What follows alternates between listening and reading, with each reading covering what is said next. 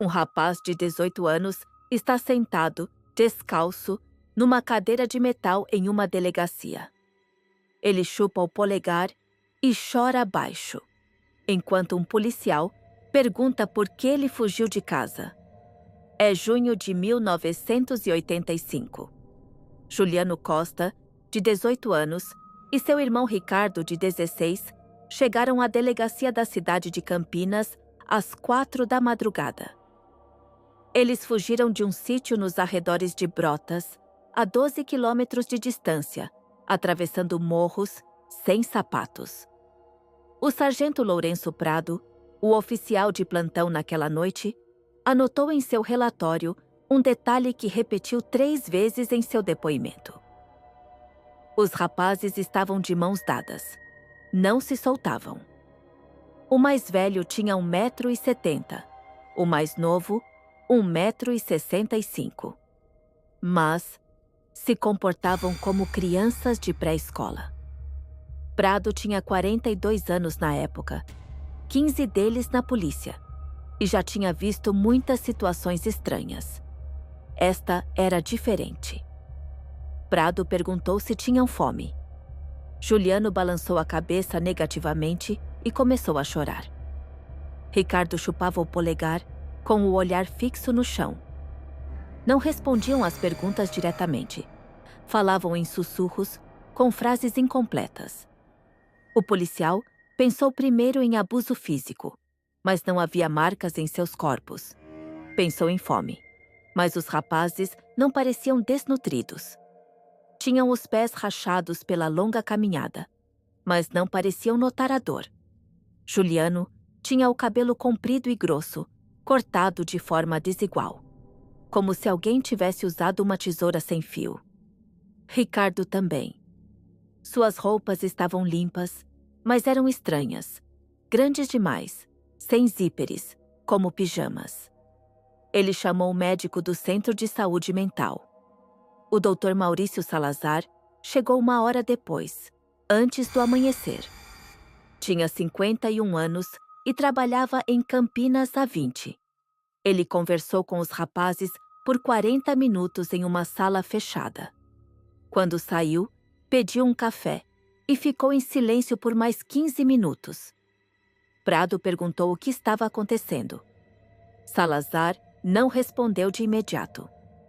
Foi então que Salazar disse aos policiais que os rapazes haviam descrito uma vida que soava como uma passagem de um livro sobre isolamento social, mas que era real. A mãe os amamentava. Todos os dias, até o dia em que fugiram. Juliano, com 18 anos, um adulto perante a lei, era alimentado como um bebê. A princípio, Prado pensou que tinha ouvido mal. Pediu que ele repetisse. Salazar repetiu. Um silêncio denso tomou conta da sala. Na delegacia, pairava um cheiro de poeira antiga e umidade. O sargento Prado escreveria mais tarde em seu relatório que os rapazes exalavam um odor estranho, adocicado e amargo ao mesmo tempo, como leite misturado com algo velho. Um cheiro que Prado lembraria anos depois. Um cheiro que não saía, que permaneceu na sala por horas depois que levaram os rapazes. Genoveva Costa vivia nos limites de Brotas, longe do centro da cidade, em uma casa de pau a pique caiada e cercada por uma cerca alta. A casa ficava ao lado de uma estrada de terra, a última antes de a mata começar. O vizinho mais próximo morava a 100 metros. A cerca era alta, com mais de 2 metros, construída com tábuas grossas de madeira. Da estrada, não era possível ver as janelas da casa. Genoveva construiu aquela cerca sozinha, 1 ano após a morte do marido. Os vizinhos a chamavam de a excêntrica, mas ninguém nunca interveio. Após a morte de seu marido, Bonifácio, em um acidente com extração de madeira em 1975, ela se trancou com os filhos e deixou de participar da vida da comunidade. Bonifácio Costa morreu quando uma árvore caiu na direção errada durante o corte. Tinha 36 anos. Foi enterrado no cemitério de Brotas. Genoveva não voltou ao cemitério depois do funeral. Ela dizia aos vizinhos que o marido estava com ela em casa, em espírito, que ainda os protegia. Juliano tinha então 8 anos e Ricardo 6. A partir daquele momento, suas vidas começaram a mudar. Os meninos pararam de ir à escola depois do primário. Genoveva argumentava que a educação em casa era melhor, que o sistema escolar envenenaria suas mentes com ideologias. Juliano terminou o primário em 1980 e Ricardo 2 anos depois. A professora da escola local, Rosália Vilela, relatou a situação à Secretaria de Educação em Campinas 3 vezes durante os anos 80. Ela escreveu cartas detalhadas, descrevendo o isolamento dos rapazes, seu comportamento estranho durante os últimos meses na escola. O caso nunca foi atendido. A administração era caótica. Os documentos se perdiam. Ninguém queria se meter nos assuntos familiares das pessoas do campo. Vilela recebia respostas padrão. Caso em andamento, aguardando informações adicionais. A família tem direito à educação domiciliar. Vilela lembrava de Juliano como um menino quieto que sempre se sentava na última carteira e nunca levantava a mão. Lembrava que Genoveva vinha buscá-lo todos os dias, logo após o sinal tocar, e esperava do lado de fora da escola. Não permitia que ele ficasse no recreio com as outras crianças. Vilela tentou falar com Genoveva várias vezes. Genoveva era educada, mas fria. Dizia que sabia o que era melhor para seus filhos. Dizia que a escola era apenas um lugar para aprender a ler e escrever, nada mais. Dizia que a verdadeira educação acontecia em casa. Brotas é uma cidade pequena. Todos viam que algo não estava certo com a família Costa. Juliano e Ricardo nunca saíam sozinhos.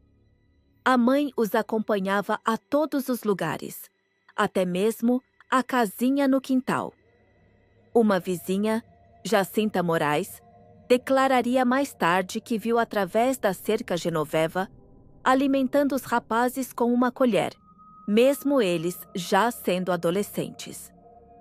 Ela viu isso no verão de 1983, quando saiu para estender a roupa. A casa dos Costa era visível por uma fresta na cerca. Moraes parou e observou por vários minutos. Genoveva estava sentada, à mesa, em frente aos 2 filhos. O mais velho parecia ter 16 anos, o mais novo, 14. Genoveva pegava a sopa com uma colher e levava à boca deles, um de cada vez. Os rapazes abriam a boca como passarinhos. Moraes deu as costas e entrou em casa. Não contou a ninguém o que tinha visto. Outro vizinho, André Cárdenas, contou ao médico que tentou falar com Genoveva 2 vezes sobre os rapazes começarem a trabalhar. Juliano já tinha idade para que os homens do campo ensinassem um ofício a seus filhos. Cárdenas tinha uma marcenaria e precisava de um ajudante. Pensou que Juliano poderia aprender. Ele foi até a casa dos Costa em 1982 e bateu na porta. Genoveva abriu, mas não o deixou entrar. Ficou na soleira, segurando o batente. Cárdenas ofereceu trabalho a Juliano. Genoveva o olhou como se ele tivesse dito algo obsceno. Disse que seu filho ainda era muito jovem, que precisava amadurecer, que o mundo não estava preparado para almas como a dele. Cárdenas tentou explicar que o rapaz tinha 15 anos, uma boa idade para começar. Genoveva fechou a porta na cara dele. Não voltou a dirigir-lhe a palavra nos 2 anos seguintes. Quando se cruzavam na estrada, ela desviava o olhar. O padre da cidade, José Torres, visitou a casa dos Costa em 1983, depois que Genoveva parou de ir à igreja. Genoveva frequentava a missa regularmente até 1981 e então parou. Torres esperou um ano, pensando que seria algo passageiro. Finalmente, decidiu fazer uma visita. Ela não o deixou entrar. Falou com ele através da porta entreaberta, com a mão na maçaneta. Torres viu atrás dela um corredor escuro, as paredes de uma cor clara, talvez azul. Ela lhe disse que rezava em casa, que Deus estava em toda parte e que não precisava de intermediários. Torres perguntou pelos rapazes. Genoveva disse que estavam bem, saudáveis e felizes. Torres perguntou se podia vê-los. Genoveva disse que estavam dormindo. Torres sabia que era meio-dia. O padre foi embora, mas anotou a visita na crônica da paróquia. Mencionou uma atmosfera inquietante de isolamento. Não fez mais nada. O isolamento era absoluto. Os rapazes não tinham amigos. Não conheciam ninguém além da mãe. O mundo deles terminava na cerca de casa. Genoveva lhes dizia que o mundo exterior era perigoso, que as pessoas eram más, que só ela podia protegê-los. Ela chamava isso de o sacramento do amor materno, o ritual do vínculo. Dizia que amamentar não era apenas um ato físico, mas uma conexão espiritual ordenada por Deus. Dizia que seu leite não continha apenas alimento, mas também proteção. Que sem ele, eles ficariam doentes, que morreriam em questão de dias. Os rapazes acreditaram nela por anos. Não conheciam outra vida. À noite, os rapazes dormiam na mesma cama com a mãe, um de cada lado. A cama era larga, de madeira, com um colchão grosso. Genoveva deitava-se entre eles, descobria-os, seios e os chamava pelo nome. Juliano testemunhou que a mãe lhes cantava canções de ninar, as mesmas de quando eram pequenos. Acariciava seus cabelos, dizia que eram seus anjinhos, que nunca os abandonaria, que o vínculo entre uma mãe e um filho era sagrado e indestrutível. A amamentação durava geralmente de 15 a 20 minutos, pela manhã e à noite, todos os dias. Juliano parou de protestar quando tinha 12 anos. Ricardo nunca protestou. Genoveva dizia que era o momento mais bonito do dia, que sentia a proximidade de seus filhos, que era o instante em que a família se tornava uma só unida. A casa parecia um quarto de criança. As paredes eram pintadas de um azul claro. Nas prateleiras, havia brinquedos velhos, ursos de pelúcia dos anos 70, blocos de madeira. Genoveva costurava as roupas dos filhos sem zíperes ou botões, camisas e calças simples que se vestiam pela cabeça. Dizia que zíperes e botões eram complicações desnecessárias, que a simplicidade estava mais perto de Deus. Todos os móveis eram baixos, adaptados para crianças.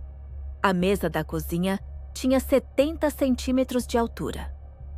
As cadeiras eram pequenas, com encosto. No banheiro, havia 2 escovas de dentes de cores infantis, uma vermelha e outra azul. Nas paredes, pendiam desenhos velhos dos rapazes dos anos 70, feitos com giz de cera, que representavam uma casa, uma mãe, o sol. Ela proibia os rapazes de se barbearem. Cortava o cabelo deles ela mesma, com um estilo simples e infantil. Usava uma tesoura de cozinha comum, cortando de forma desigual, sem se preocupar com a aparência. Dizia que o cabelo era um adorno criado por Deus, que não deviam se preocupar com ele. Não permitia que usassem sapatos em casa ou no quintal. Afirmava que andar descalço fortalecia o corpo, que era natural e saudável. Juliano e Ricardo chegaram à delegacia sem sapatos, com os pés rachados, mas não pareciam notar a dor. Prado perguntou por que não usavam sapatos. Juliano respondeu que a mãe não permitia. Prado perguntou se tinham sapatos. Juliano disse que não sabia. Genoveva controlava cada aspecto de suas vidas. Preparava as refeições e os alimentava com uma colher, como se fossem bebês. Cozinhava alimentos simples, sopas, mingaus, batatas. Tudo macio, fácil de engolir. Os rapazes sentavam-se à mesa e esperavam que a mãe os alimentasse. Se algum deles tentava comer sozinho, ela caía no choro. Gritava que a estavam rejeitando, que eram ingratos. Gritava por horas, chorava, dizia que não queria mais viver. Ricardo parou de tentar.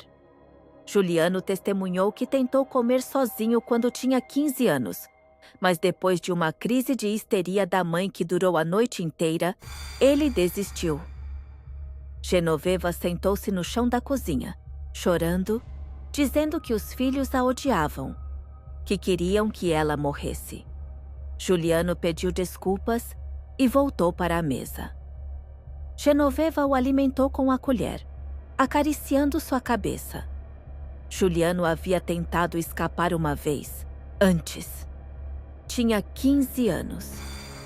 Era julho, um dia quente. Genoveva saiu por um momento ao quintal para pegar verduras.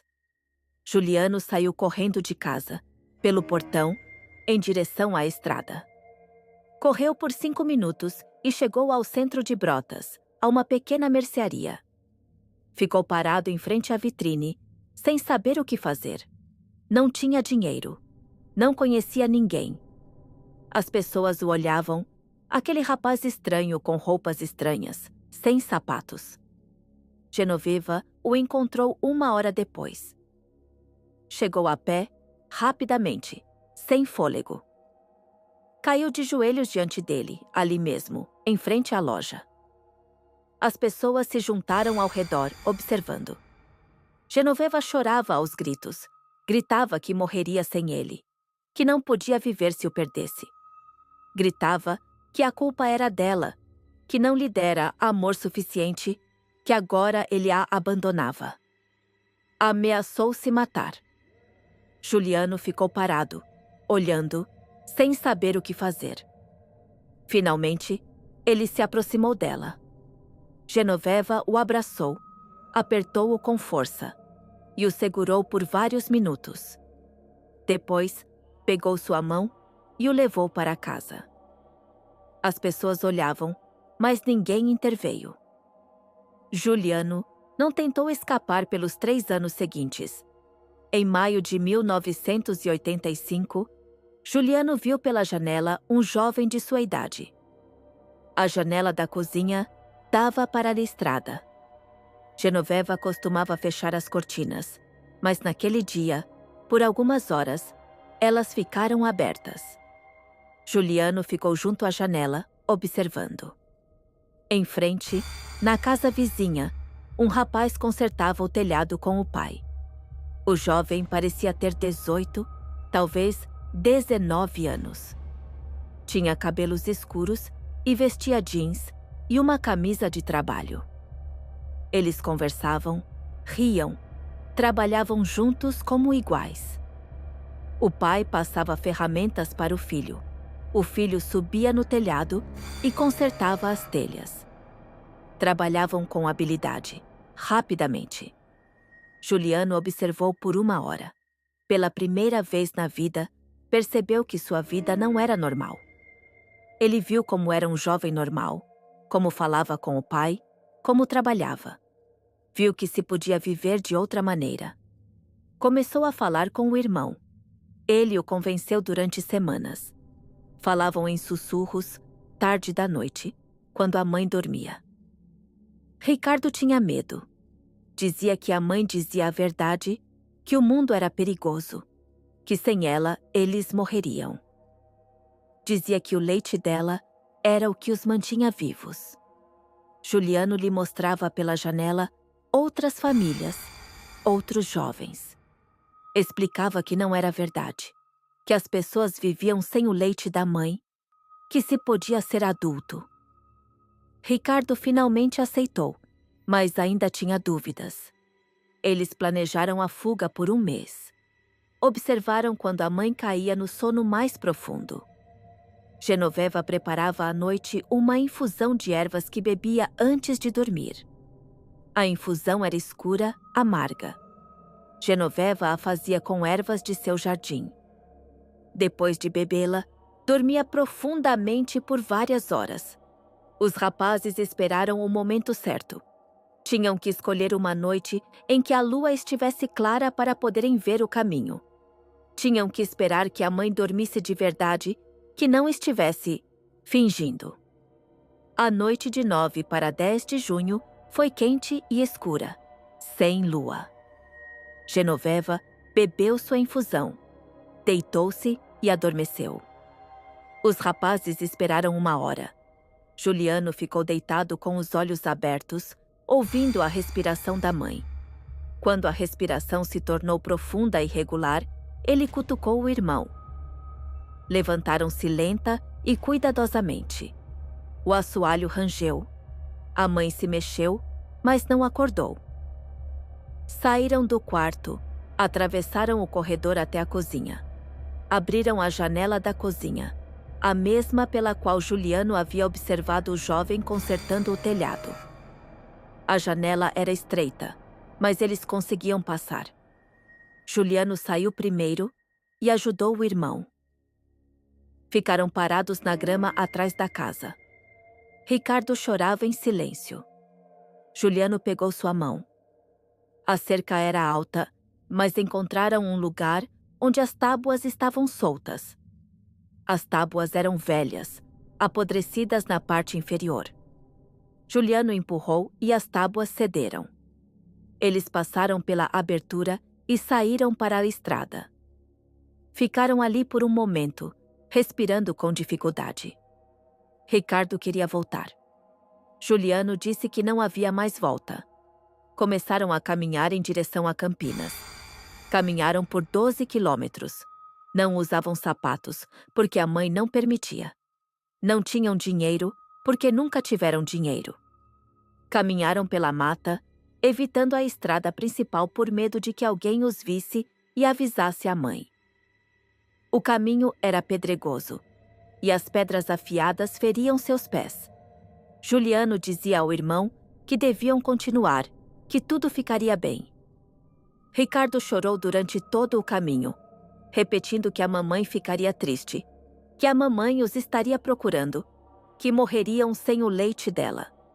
Juliano respondia que não era verdade, que sobreviveriam. Caminharam por 4 horas. Chegaram a Campinas ao amanhecer. Ricardo mal conseguia andar, tinha os pés ensanguentados. Juliano o segurava pela mão e o arrastava. Na delegacia, quando o sargento Prado perguntou por que haviam fugido, Juliano disse apenas uma frase: "Mamãe não nos deixa crescer." Ricardo chupava o polegar e ficava em silêncio. Prado perguntou o que isso significava. Juliano começou a chorar. Ele não conseguia explicar. Prado lhes trouxe água e pão. Os rapazes não tocaram no pão. Prado perguntou por que não comiam. Juliano respondeu que a mamãe não os havia alimentado. Prado não entendeu. O Dr. Salazar conversou com eles separadamente e depois juntos. Fez perguntas simples. Quantos anos tinham? Como se chamavam? Se conheciam alguém além da mãe? Os rapazes responderam lentamente, com interrupções. Juliano não mencionou a amamentação até depois de meia hora. Falava em voz baixa, como se temesse que a mãe o ouvisse. Salazar ouvia, tomava notas, não interrompia. Quando Juliano terminou, Salazar perguntou a Ricardo se era verdade. Ricardo assentiu, chupando o polegar. Salazar perguntou se alguém na cidade sabia. Juliano disse que não sabia. Ricardo disse que ninguém nunca lhes perguntou. Salazar anotou em seu relatório que os rapazes apresentavam um atraso emocional, que seu desenvolvimento social correspondia ao de crianças de 6 ou 7 anos, apesar de terem 16 e 18. Anotou que precisavam de intervenção imediata. A polícia interrogou o sargento Prado e o Dr. Salazar e depois enviou uma viatura para Brotas. A intervenção ocorreu 2 dias depois, em 12 de junho. Os policiais chegaram às 8 da manhã. A equipe era composta por 3 agentes. Eles bateram na porta. Genoveva não abriu. Gritava do outro lado que não deixaria estranhos entrarem, que era sua casa, que ninguém tinha o direito de entrar. Um dos policiais explicou que precisavam inspecionar a casa, que era uma verificação de rotina. Genoveva gritava que não dava sua permissão, que ninguém entraria. Gritou por 10 minutos. Os policiais arrombaram a porta. A porta era sólida, tiveram que usar um pé de cabra. Genoveva estava sentada na cama do quarto, abraçando um travesseiro com as iniciais de seus filhos. O travesseiro era branco, com as iniciais bordadas em linha vermelha. JOC e RC.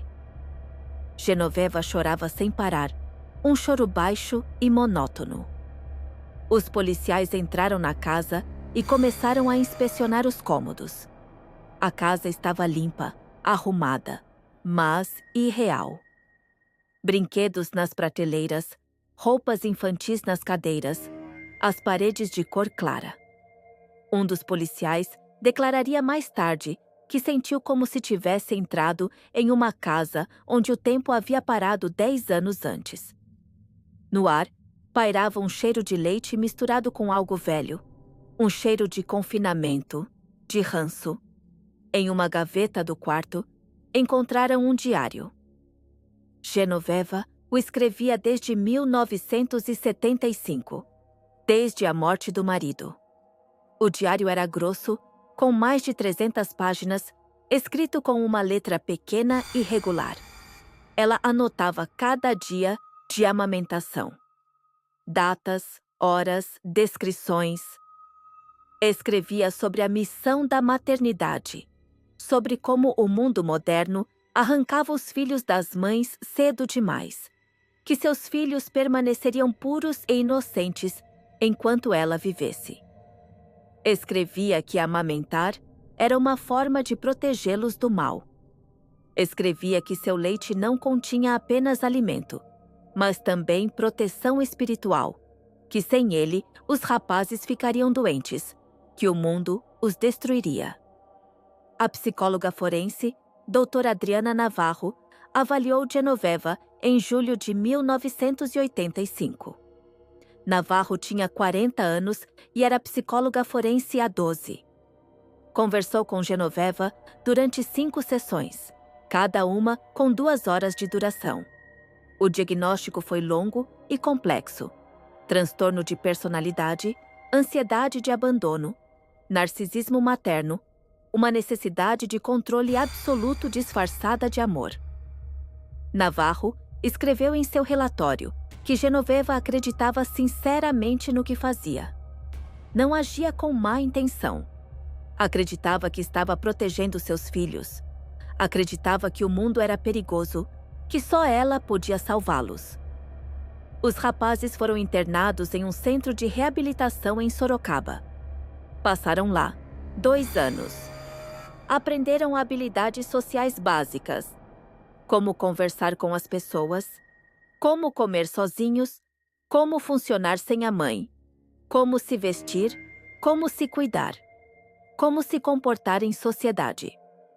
Juliano não aprendeu a ler e escrever corretamente até os 20 anos. Tinha problemas de concentração, esquecia as letras, teve que repetir os exercícios por meses. Ricardo teve mais dificuldades. Segundo um relatório de 1995, ele tem problemas para estabelecer relacionamentos e não consegue funcionar de forma independente. Vive em um centro de apoio para pessoas com transtornos de desenvolvimento em Jundiaí. Genoveva não foi condenada criminalmente. Um tribunal de Campinas examinou o caso em novembro de 1985. O tribunal determinou que suas ações se deviam a uma doença mental. O promotor pediu uma pena de prisão, mas o laudo psicológico foi inequívoco. Ela foi internada em um hospital psiquiátrico em Campinas. Permaneceu lá até 1992, por 7 anos. Ao sair, foi morar com a irmã em Jundiaí. A irmã, Sofia Costa, testemunhou que Genoveva, até o fim da vida, se referiu aos filhos como os meninos que a haviam traído. Dizia que eram ingratos, que haviam esquecido o quanto ela fez por eles, que um dia voltariam. Genoveva morreu no ano de 2001. Tinha 62 anos. Morreu de câncer de pulmão.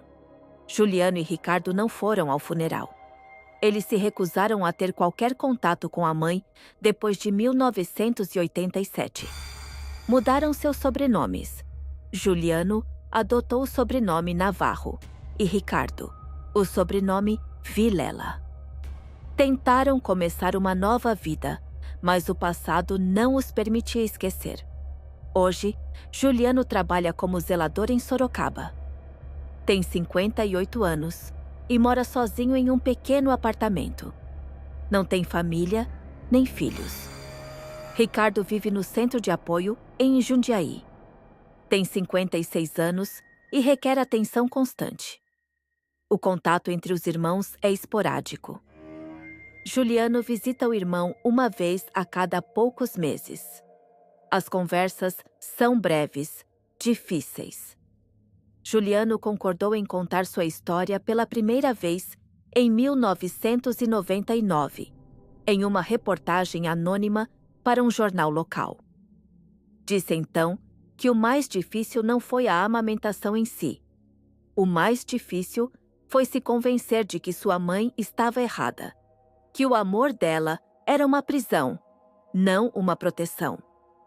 Ele também disse que ainda sente o cheiro que pairava na casa. O cheiro de leite misturado com algo velho, adocicado e amargo ao mesmo tempo. Disse que esse cheiro às vezes aparece em seus sonhos, que acorda no meio da noite, em pânico, pensando que ainda está naquela casa, naquela cama, com a mãe ao seu lado. A professora Rosália Vilela, que denunciou a situação, se aposentou em 1990. Em uma entrevista para um jornal local, disse que por anos se culpou por não ter feito mais. Disse que o sistema educacional nos anos 80 era burocrático, que ninguém ouvia os professores, que os documentos se perdiam nos escritórios. Disse também que não foi apenas o sistema que falhou com os irmãos Costa. A cidade inteira falhou. Todos viram, ninguém reagiu. Os vizinhos viram.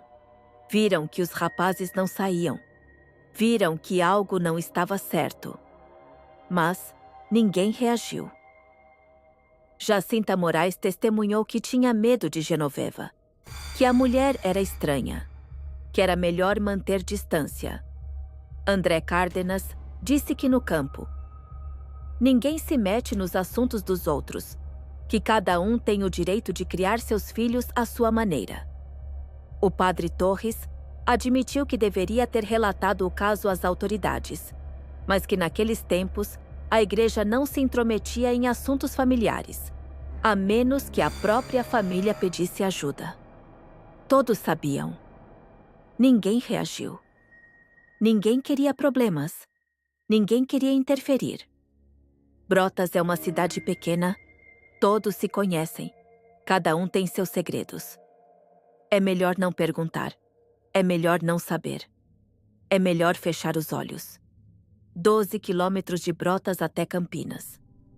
Juliano e Ricardo caminharam a noite inteira, descalços, assustados, mas determinados. Caminharam porque Juliano, aos 18 anos, viu pela janela um jovem de sua idade que vivia uma vida normal. Caminharam porque perceberam que se podia viver de outra maneira. Caminharam porque entenderam que o amor de uma mãe que te prende em uma gaiola não é amor. Na delegacia de Campinas, enquanto os rapazes estavam sentados nas cadeiras de metal, exaustos e aterrorizados, o sargento Prado lhes perguntou mais uma coisa. Perguntou se queriam voltar para a mãe. Juliano balançou a cabeça negativamente de imediato. Ricardo hesitou. Olhou para o irmão, depois para o policial. Chupava o polegar. Depois de um momento, também balançou a cabeça negativamente. Prado anotou em seu relatório. Escreveu que aquela foi a primeira vez que os rapazes negaram algo à sua mãe. O Dr. Salazar anotou em seu relatório que o maior sucesso da intervenção foi que os rapazes, apesar de anos de doutrinação, conseguiram dizer não. Conseguiram rejeitar a mãe. Conseguiram escolher a si mesmos. Salazar também escreveu que o caminho para a normalidade seria longo e difícil para eles. Que talvez nunca se tornassem pessoas completamente normais, mas que tinham uma chance. Uma chance que não teriam se tivessem ficado naquela casa. Nos arquivos do processo, há uma fotografia da casa dos Costa, tirada por um policial durante a intervenção. A foto mostra um quarto de cor azul clara, brinquedos nas prateleiras, ursos de pelúcia, uma cama sobre a qual repousa um travesseiro com iniciais. Na mesinha de cabeceira, há uma vela em um copo de vidro. A vela está queimada pela metade. Ao redor, há manchas de cera. Ao lado da vela, um terço velho de contas de madeira. No ar, pairava um cheiro que os policiais lembraram por muito tempo.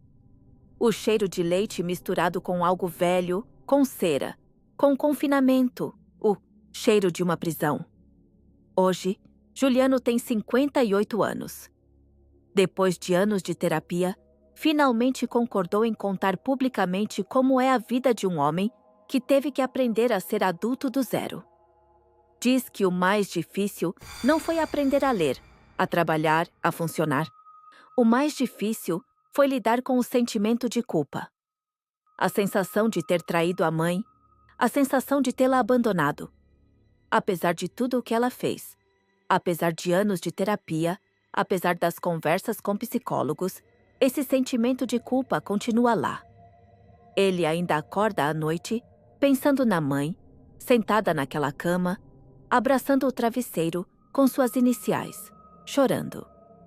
Diz que até hoje, quando vê uma mulher amamentando um bebê, precisa desviar o olhar. Diz que até hoje não consegue dormir em uma cama com outra pessoa. Dorme no chão, sobre um colchão, sozinho. Diz que em sua cabeça ainda ressoa a voz da mãe, repetindo que sem ela ele morrerá, que o mundo o destruirá, que só ela pode protegê-lo. As perguntas permanecem. Por que durante 10 anos ninguém em Brotas denunciou essa situação, mesmo que todos vissem que algo não estava certo? Será que o medo de interferir em assuntos familiares, típico de pequenas comunidades rurais, permitiu que essa patologia durasse uma década?